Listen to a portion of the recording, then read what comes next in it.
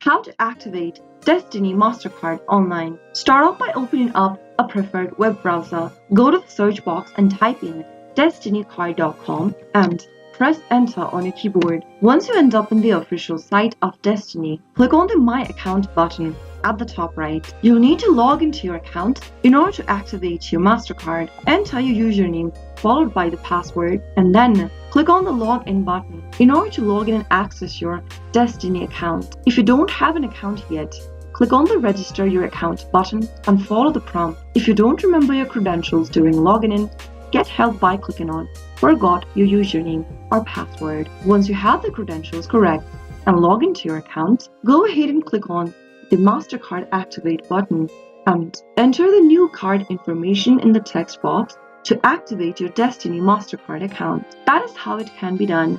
If you found the video to be helpful, go ahead and give us a thumbs up. Don't forget to subscribe to the channel if you've not yet. Press the notification bell so that you'll never miss another upcoming upload from us.